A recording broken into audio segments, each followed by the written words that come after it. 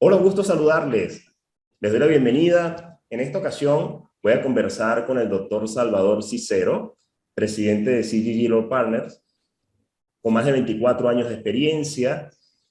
El doctor Salvador ha asesorado a la OEA, también tiene experiencia asesorando en distintas ocasiones a las Naciones Unidas, fue cónsul de México por muchos años y hoy, en este momento, vamos a conversar sobre las diferentes alternativas que en la actualidad tienen las personas extranjeras de poder obtener estabilidad legal en los Estados Unidos. Vamos a hablar de las diferentes opciones bajo la modalidad de inversión, o sea, qué alternativas tenemos. Entonces, bueno, el doctor Salvador tiene amplia experiencia, voy a conversar con él un poco sobre este tema y vamos a compartir con ustedes pues toda esta información, ¿no? Entonces, bueno, en primer lugar, darle las gracias, doctor, por estar aquí, por compartir con nosotros, con la audiencia, con la comunidad, todo este tema tan importante.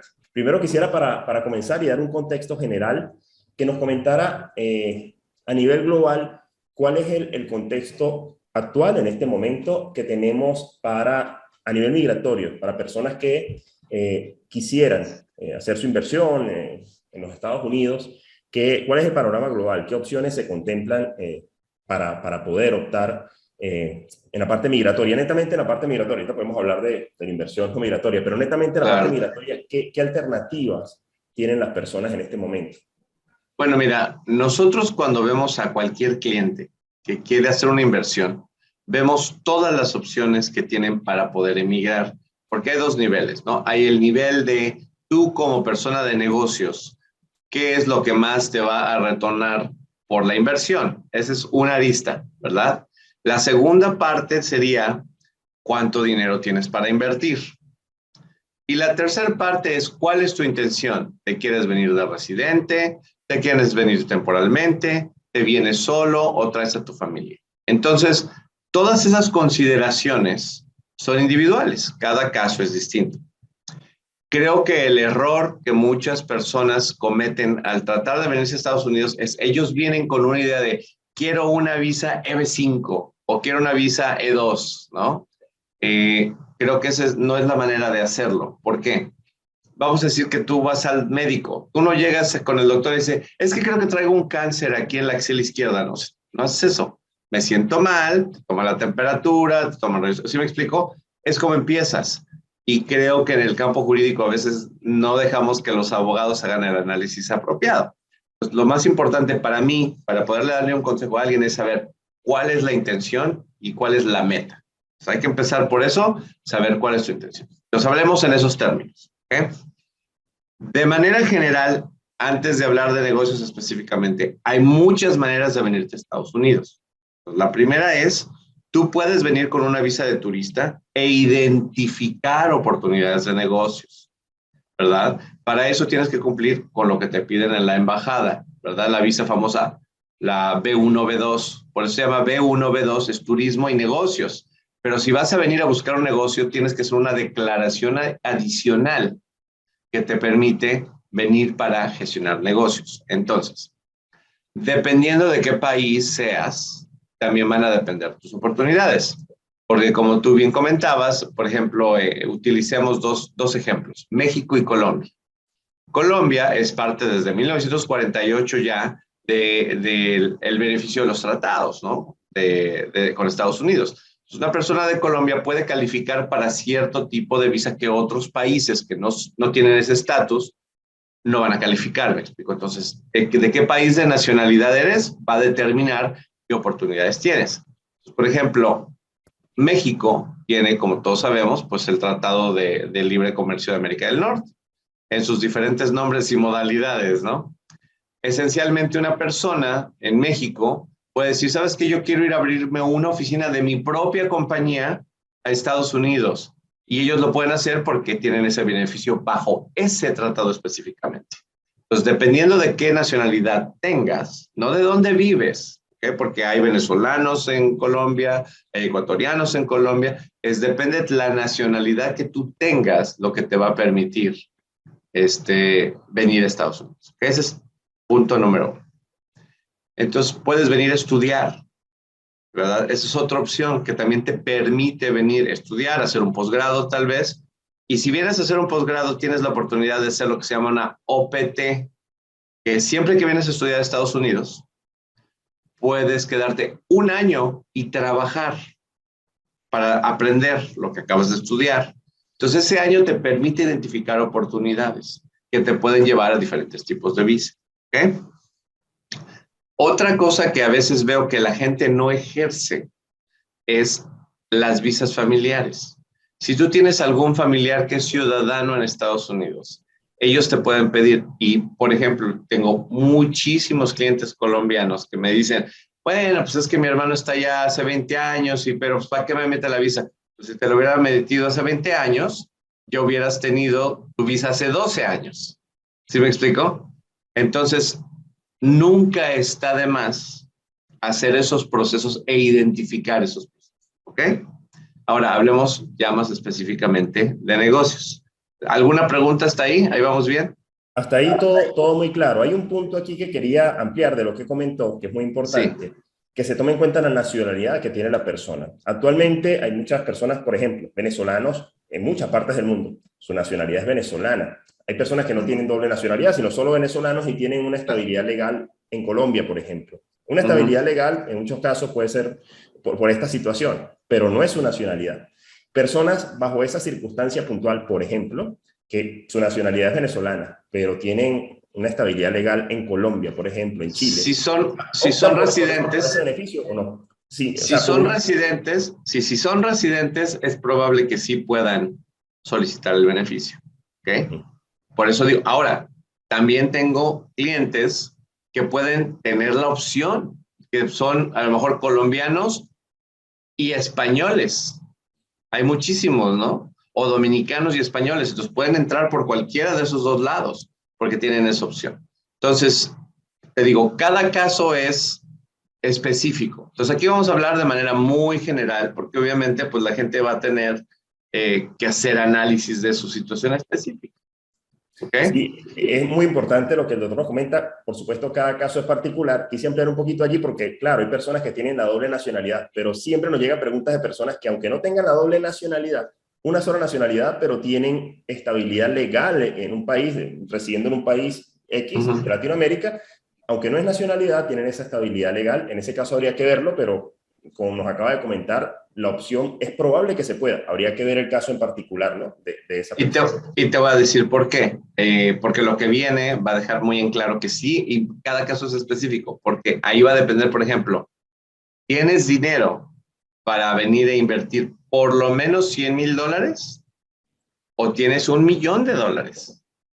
¿O tienes $800,000? ¿Sí me explico? O sea, hablemos de manera general. Las dos visas más ampliamente utilizadas, ¿verdad? Para esto, como inversionistas, serían las E2, donde necesitas por lo menos $100,000. Eh, el tema es que la visa de inversionista no es una visa de inmigrante, ¿ok? No te lleva a largo plazo a que puedas obtener tu residencia, pero sí te saca del país donde estás por un tiempo, algunos años. La puedes renovar. Entonces, digamos, te puedes traer a tu familia. Entonces, si tu intención es, no estás a gusto en Colombia, te quieres salir unos 5 años y venirte legalmente y ver qué otras opciones hay, lo puedes hacer con una inversión más pequeña, ¿no? Por ejemplo, nosotros hemos hecho algunos negocios que a lo mejor tú conoces, Pablo, de inversiones en clínicas médicas, ¿verdad? Donde además de que es una muy buena inversión, que te reditúa, ¿verdad? Tu dinero, eh, no sé, digamos, la inversión creo que era el retorno era entre 17 y 27%, que es muchísimo. Entonces, es un buen negocio, ¿no? Pero esa inversión, esos inversionistas, por ejemplo, lo mínimo que te piden son $350,000. Entonces, eso es más de 3 veces los 100,000 que requieres. ¿Ok?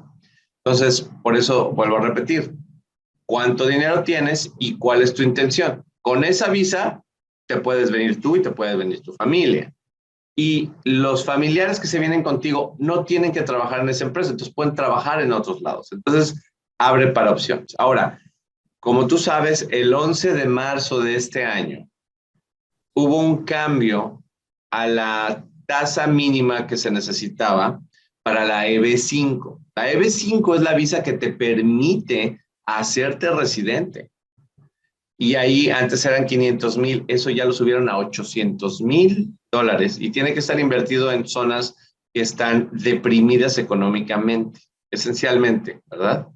Entonces te tienes que ir a vivir a, no sé, Jacksonville, Mississippi, ¿verdad? Donde no hay muchos inmigrantes, a desarrollar una industria y generar 10 empleos, y es a través de tiempo, ¿no? Ahora, si tienes $1,050,000, que es el mínimo que puedes ahora invertir, te puedes ir a Miami y abrirte un McDonald's y bueno, pues adelante, ¿verdad? Mientras cumplas con los requisitos de generar los empleos, te van a dar tu residencia. Entonces, depende muchísimo de eso. Ahora, quiero mencionar otra cosa que a veces la gente no sabe, ¿no? Tú sabes que hay mucha gente que tiene familia en Estados Unidos y también mucha gente que tiene una pareja que está en Estados Unidos. Entonces, ahora que tenemos el tema de COVID, si yo me quiero casar con una persona extranjera, lo más típico sería ir a la embajada del país donde esa persona reside y solicitar una visa de fiancé. Entonces, les voy a dar 2 tips importantes. Siempre o tradicionalmente es muchísimo más rápido conseguir una visa de fiancé, de prometido o prometida, que de esposo o esposa. Entonces, si tienes una pareja y no te has casado, no te cases, mete la visa de prometido. Por darles un ejemplo, antes, vamos a tomar el ejemplo de México. En México, los tiempos de proceso de una visa de prometido era de 6 a 9 meses y de una visa de casado era de 2 años. Entonces, imagínate, menos de la mitad del tiempo de espera. Entonces, esa es una opción. ¿Okay? Por lo menos esa parte importantísima en cuanto a los tiempos. Las personas muchas veces no se imaginan la diferencia que hay. Y esa carta que me comenta compromete a la persona, de alguna, ese compromiso previo genera un compromiso que Claro. va amarrado Por eso lo quiero explicar, porque vamos hacia los negocios en un momento. Y no me refiero al negocio de casarte, ¿eh? Me refiero a los cambios de estatus. Entonces, cuando tienes una visa de fiancé, tienes 90 días para casarte desde el momento en que entras. O sea que si sacas la visa, tienes que tener tu boda 90 días y ya después haces tu ajuste de estatus.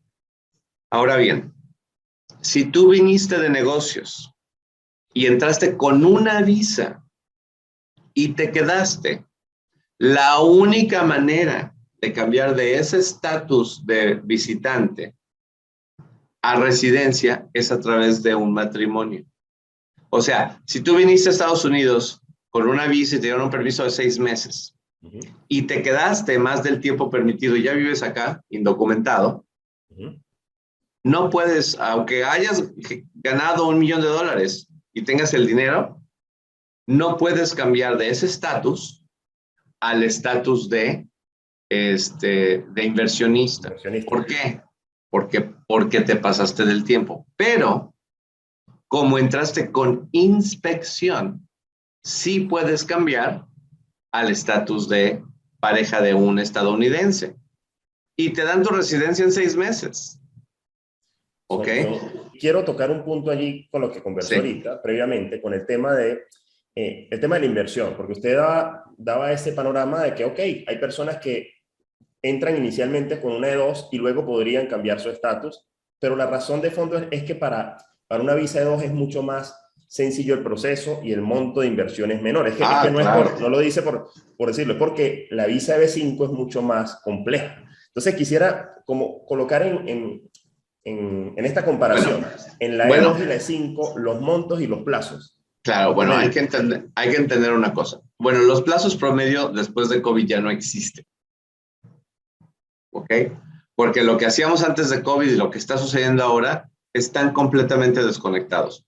Los procesos están tan atrasados, ¿ok?, que es muy complicado. Por eso, si tú tienes la oportunidad, pues por eso es lo que estaba hablando de los matrimonios. ¿Por qué?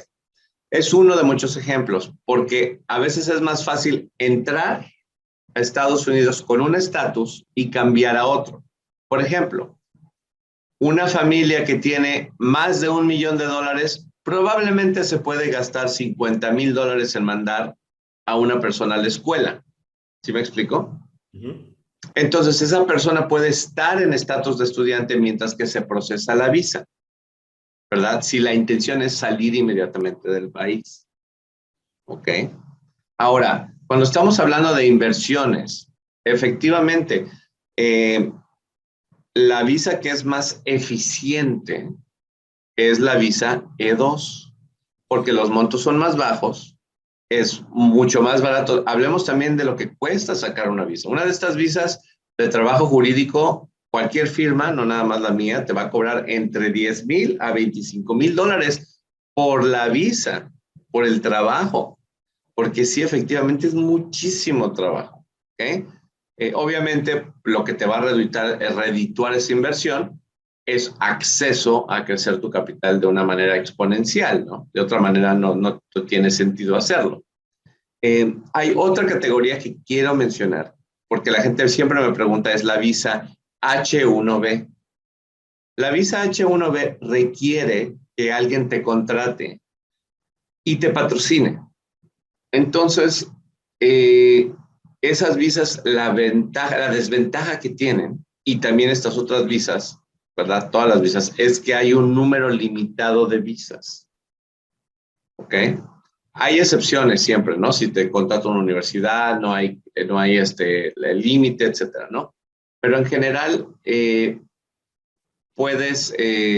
necesitas un patrocinador y no hay ninguna garantía, aunque seas una persona capaz. Cuando tú estás haciendo una solicitud de E2, tienes muchísima más libertad. Y obviamente la más libre de todas y la mejor sería la EB5, pero eso requiere que tengas un monto exponencial de dinero, que muy poca gente, siendo justos, tiene esa cantidad de dinero. Si no, ya estaría lleno de millonarios aquí en Estados Unidos, ¿verdad? Sí, Pero, claro. Entonces, la EB5 es la que sí provee a mediano plazo la residencia, pero es que es mucho más difícil acceder a ella. Por eso es que la E2 se presenta como otro camino que, aunque no provee la residencia, lo que entiendo es que se puede renovar de por vida mientras el negocio exista, ¿no? Ese negocio se puede ir renovando y las reglas pueden cambiar. Recuerden una cosa, o sea, el derecho en Estados Unidos es una cosa muy fluida, es diferente a América Latina. Aquí las cosas cambian un poquito más rápido que allá. Pero creo que lo importante es que si tu tirada de largo plazo es estar acá, puedes entrar con un tipo de visa, una E2, y eventualmente crecer tu negocio a tal grado que ya puedes convertirla a otro tipo de visa. O a lo mejor alguien te contrata con una H1B, o a lo mejor te casas, o sea, hay N cantidad de cosas. Lo importante es recordar esto. Este es el mantra del derecho migratorio en Estados Unidos, es este. Siempre y cuando tú observes los tiempos que te marca la ley, puedes cambiar de una visa a otra. Pero una cosa que es bien importante, cuando la gente viene, vamos a decir que vienes de visita y te dan 6 meses. Mucha gente viene a vernos faltando un mes y dice, oye, es que me quiero extender mi estadía, ¿me puede ayudar? ¿Tú crees que migración va a recibir, procesar y todo tu solicitud en 30 días? Ahí dejar muy tarde para ya hacer el proceso. En ese caso, tener que salir y hacerlo desde afuera. Es lo que te digo, pues, o sea, entonces los tiempos con migración hay que entender también, es importante que consigas una persona que se dedica. No todos los abogados que hacen migración hacen visas de negocios. Eso también es importante. ¿Qué tanta experiencia tiene la firma haciendo visas de negocio? ¿Quiénes han sido sus clientes? Que eso es súper importante porque lo que menos quieres hacer es tirar a la calle $10,000 para que no te salga nada, ¿no? Otro tema allí que mencionaba, que quería tocar, es que el detalle con la visa 2 es que no es para todo para todos los países. Son países que están en el tratado. En cambio, la Exactamente, E5, aunque el monte más alto, sí podría hacerlo una persona con cualquier nacionalidad. Con la E2 se exactamente. condiciona a que sean las personas nacionales de países que estén en el tratado. De hecho, voy a colocar el enlace para todos en la Ujú. descripción para que vayan directo a ver los países que actualmente están en el tratado. Una Y pregunta hay con respecto a eso. países, y hay Ajá. países con tratados específicos. Vuelvo a lo mismo. México tiene otro tipo de visas que no están disponibles para Colombia.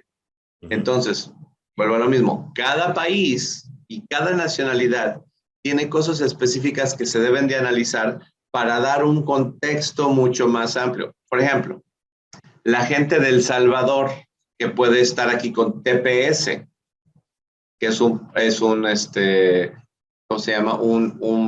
Es un proceso de protección que existe en Estados Unidos que ahora se acaba de ampliar. Por ejemplo, Ucrania ya puede hacerlo también, ¿no? Venezuela también. Venezuela también, claro. Cuba, o sea, hay muchos, ¿no? Hay muchos. En general, eso es cualquier país que esté en una situación de emergencia. Para eso existe el Temporary Protected Status, que es TPS. Eh, entonces, te digo, cada caso es un mundo.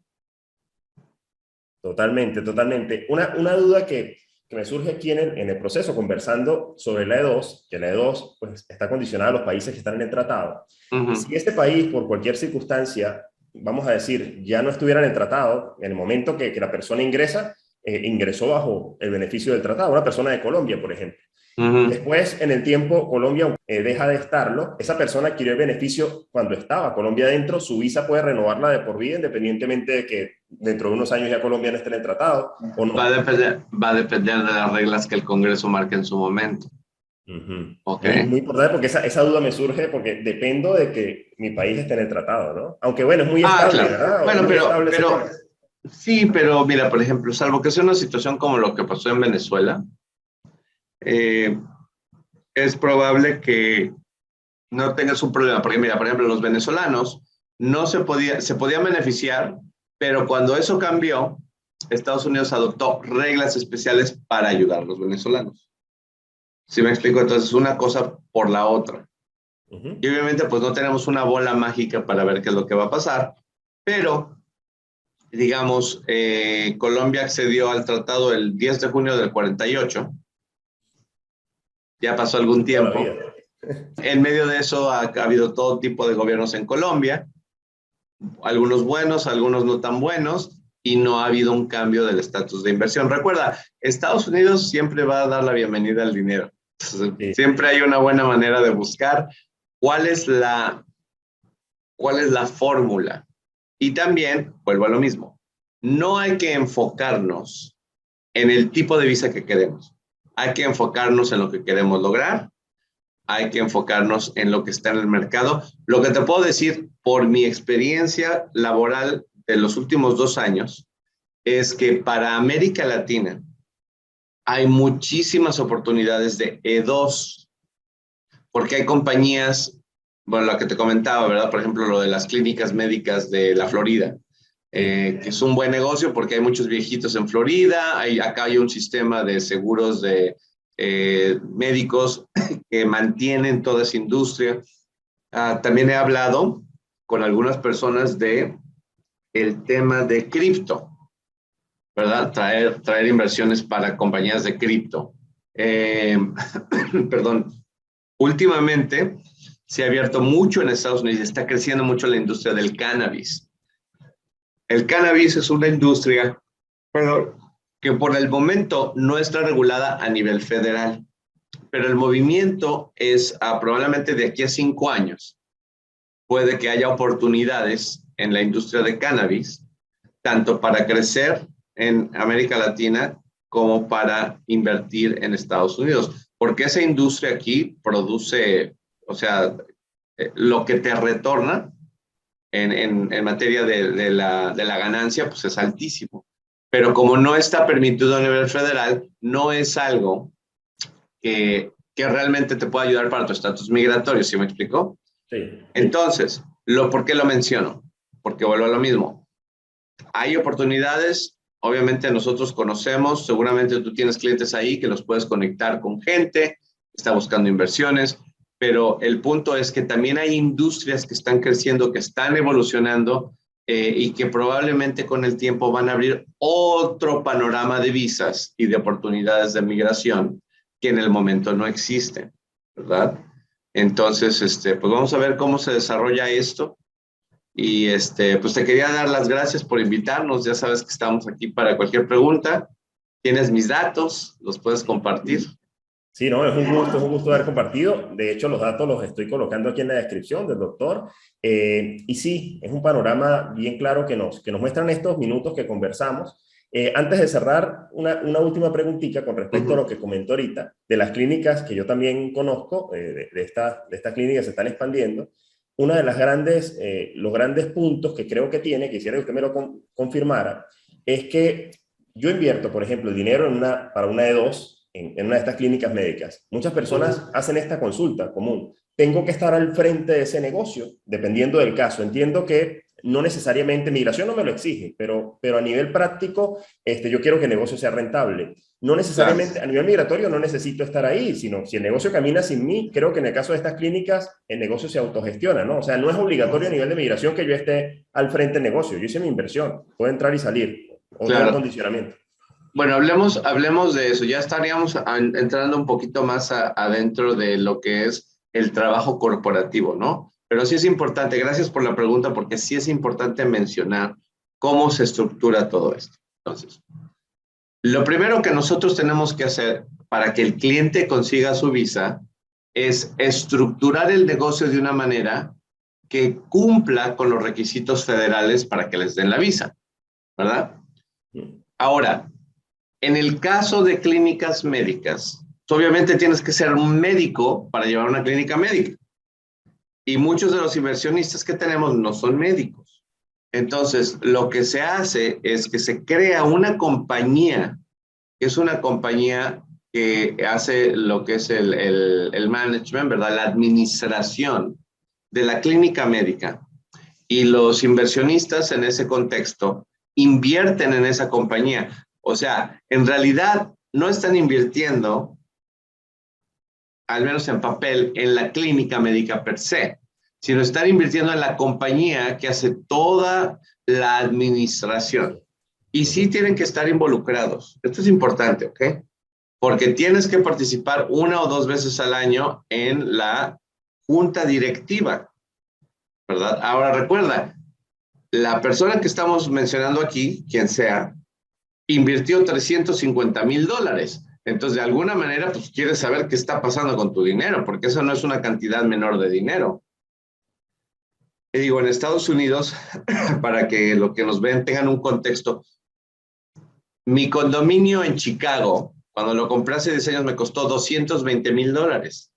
¿Ok? 2 recámaras en una zona bonita, en una ciudad grande. Entonces, $350,000 es una suma importante de dinero en Estados Unidos también. La gente a veces no entiende los contextos, ¿no? De lo que cuestan aquí las cosas.